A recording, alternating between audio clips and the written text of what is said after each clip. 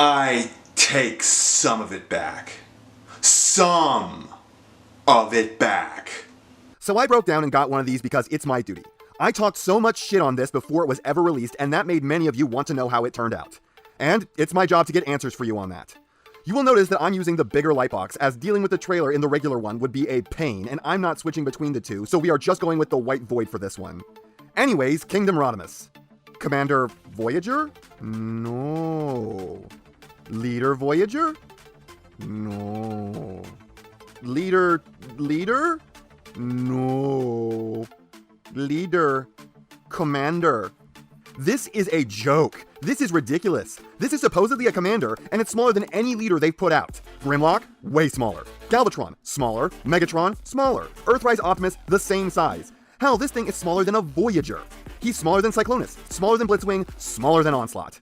In fact, just about the only Voyager he's not smaller than is himself.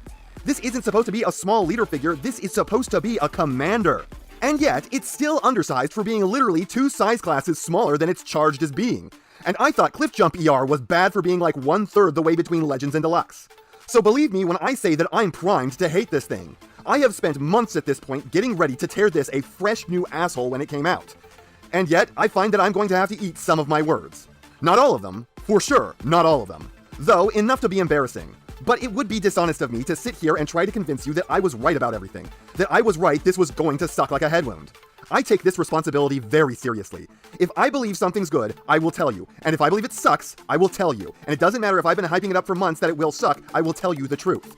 So yes, I will have to eat some of my speculation about how bad this would be leading up to this figure. And I'm sure that some of you are bracing yourselves for hearing me say, because I didn't think this would suck half as bad as it does. But no, there's no bait and switch here. This is truly different than what I was expecting. For starters, this is not a retool of the 86 Hot Rod like I was positive it was going to be. There are several parts that work the same as on the Hot Rod, but unlike with, say, the Cliff Jumper being Bumblebee, this didn't start life as that Hot Rod that was then changed heavily into what it is now. This is just the same idea, executed in a similar way, but not the same. So much so that I would tend to assume that it's the same person who designed both. For instance, the arms are working on an identical concept with the weird placement of the shoulders, but there is no aspect where I can point to and see it as the exact same. The lower legs are running similar concepts as well, and just like the Hot Rod, the back panels really don't want to stay closed. The arm pipes are working on the same wavelength too, but these are also completely distinct. The backpack also tabs in with a ton of force, and yet it's still not the same one as off the Hot Rod. It's all the same notion, just done in a new way. But you know what, let's stop talking about the stuff around the figure and start talking about the thing itself. This looks really pretty good, very much on brand for what the character is supposed to look like, though the surface detailing is a bit too aggressive. It sure does carry a distinct look, and I personally kind of like it, but there is no denying that it clashes a bit with the incredibly accurate G1 design. The more modern surface detailing is in conflict with a very simple G1 aesthetic, and it's kind of personified by the fact that it keeps stopping and starting. Like the head, torso, and thighs are all for the most part exceptionally smooth, but then the shins, hips, arms, and the back crest are all awash in detail overload. I should point out that the back crest is 100% clear plastic painted yellow. Make of that as you will, but it does seem like it might be tough enough to withstand the normal punishment that comes its way. Though I don't know so much about the window on his back, as that has 2 ports that require you to plug stuff in with immense force. These worry me a lot during every transformation. I also have to applaud this for having very good proportions. He may be a smidge long in the legs, but it could just be me trying to see flaws. I do find that the knees can get pretty ugly based on where the bar they are on wants to rest, and I'm not quite sure where that's supposed to be at any given time. It's cool how they managed to get the wheels to compress into his shoulders, even if the mechanism they used is kind of a pain in the ass to get to work. If we take a look at the neckline, we find 2 things. 1. Rodimus Prime is the only faction leader to be a cool enough dude to have 2 popped collars. And 2, this guy has a working matrix chamber, and unlike the ER Optimus, it gives you enough space to get at the damn thing, which... Another matrix. Great. The arm pipes on this are less bad than they looked like they were going to be from the product shots, but don't let that fool you. This still looks stupid with them jutting off his elbows. He does have the more articulated hands than normal, but it did result in them being kind of huge. I mean, they are practically bigger than his head. Boy cry. And there's a lot of paint on display here. Most Masterpiece-styled figures don't get this much. There's almost not a square inch of this thing that doesn't get at least something. The whole thighs are painted, the whole back is painted, the whole chest is painted, and he's got accents everywhere. Hell, even his helmet is given some red paint to make it different from the rest of its red plastic. And all of this is very good for the most part, but his chest does look pretty puffy, and the backpack does hang a bit low. So, as much as I may be biased against wanting to like this, I'm finding it a bit hard to argue against the robot mode. It's made with an accurate sculpt, quality materials, the clear plastic is done the right way with insert pieces meant to take the brunt of the transformation, and there's good color breakup with this thing. Plus, it feels pretty good in your hand. Though the doors on the backs of his calves are annoying with how they refuse to stay closed, and even with the reinforcement, I think the clear plastic may not hold up on this. Also, the shins are kind of weirdly huge, but overall, this thing is a really good representation of old Rodimus so far. And going by the head sculpt, old Rodimus seems kind of like the operative term. Oh my god, why did they give him that face? That's not what he's supposed to look like. It's supposed to be more round and less ancient. No wonder he wants to pawn being the prime off on anyone he can given the opportunity. It turns out the power of the Matrix instantly ages you like 60 years. He went from being a cool 23-year-old rebel to the geriatric establishment in an afternoon. Sonny Jim, back in my day, we respected our elders. You're me! You're me from like one day in the future! Fuck you, Sonny Jim. I'm not quite sure what's going on with this face, honestly. It's ugly and weird and not really him at all, yet more evidence that this was probably meant to be in the 86 line with its sibling Hot Rod. I feel like they based this on the power of the Prime's Rodimus, but decided they needed it to look even older. The helmet also seems a tad off. It's supposed to be more spherical than this. This type of helmet seems popular on the figures of Rodimus, but it's just not right for him. It's so consistently on his figures, but not from the show model, it has to have come from somewhere. Oh, is this based on the awful Studio Ox pictures? Oh, I fucking hate Studio Ox so much. Everything they put out was so hideous. I have no idea why it has the influence on the fandom it does. So yeah, the robot head, not him at all. Not bad, but it is bad for the version of the character they are going for. And I don't understand why they'd have everything else be a perfect representation of him as he was seen in the show and the movie, but then use a desperately inaccurate head.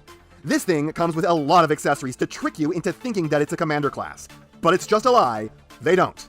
For starters, he comes with his trailer. And let me be clear here, they've clearly put a lot of budget and effort into this. It's got springs, it's got pistons, it's got hidden drawers and compartments, but at the end of the day, it's just a box. And then you open it up, and now it's just an open box. I can't even begin to tell you how uninspired this makes me. I just can't bring myself to care. It's a fucking box. What am I supposed to do with it? Have someone stand on it? Wow, such cool. Much engaged. And mine never wants to hold together on top. It's always trying to split apart. He's got a compartment here that doesn't fit any of his accessories. Then he's got this compartment here that barely fits any accessories. And with this, we come to a real problem with this thing. In that he's got a bunch of crap, but it doesn't have anywhere to go. You get this whole drawer, and it's got this special slot for the Matrix effect and the smoke, and that's it. It doesn't fit the gun, it doesn't fit the blast effects, it doesn't even fit the goddamn sword properly.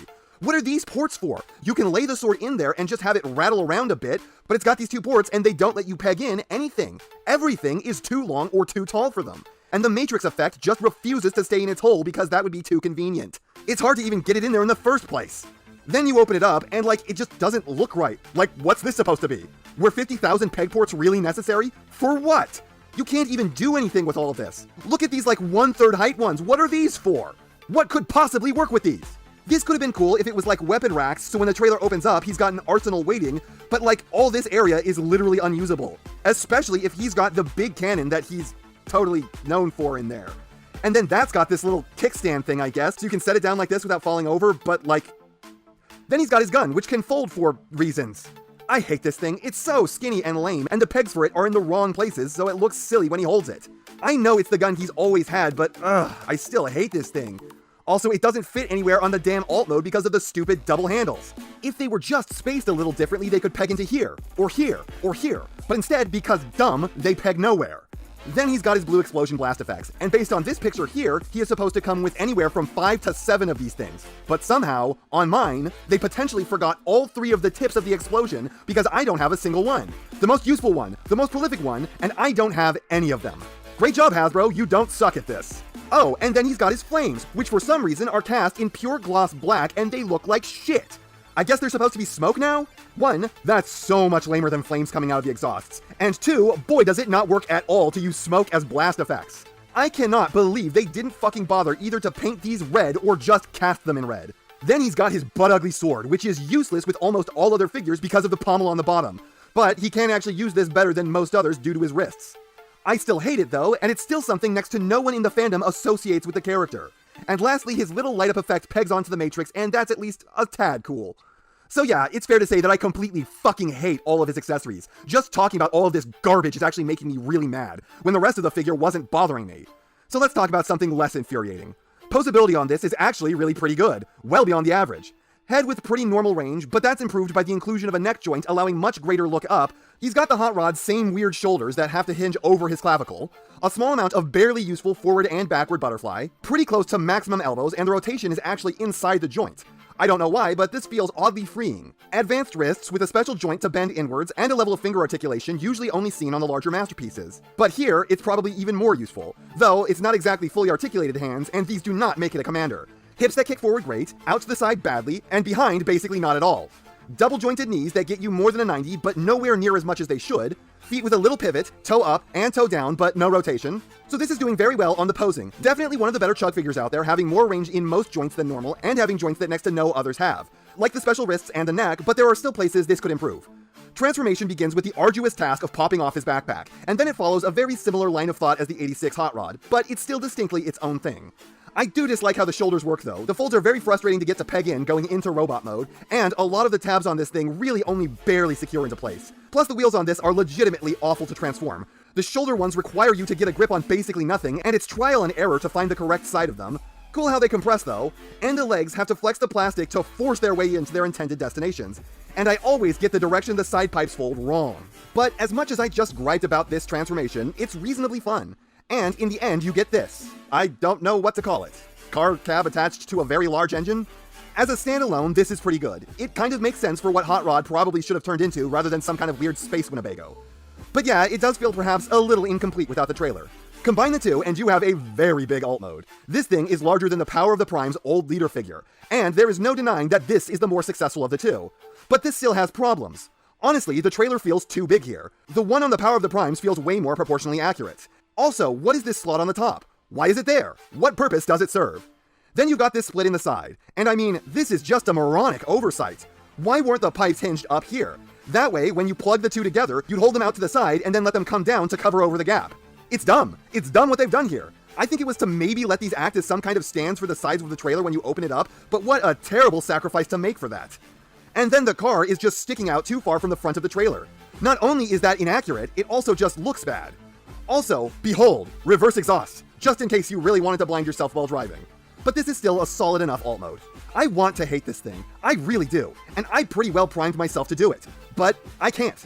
I'd be lying to you if I said I didn't actually like this thing a bit. But don't mistake me here, this is not worth what they are charging for it. This is not a commander class, I reject that notion entirely. If Hasbro was like, well then fine, you don't get the accessories, I'd laugh in their faces and say good. Downscale the trailer a bit and ditch everything else, and I'm happy to buy this as a leader. Ditch everything, including the trailer, and put this in a box with Galvatron, and I'm happy to call this a commander. But this isn't. This is just a Voyager with a lot of bullshit to jack up the price.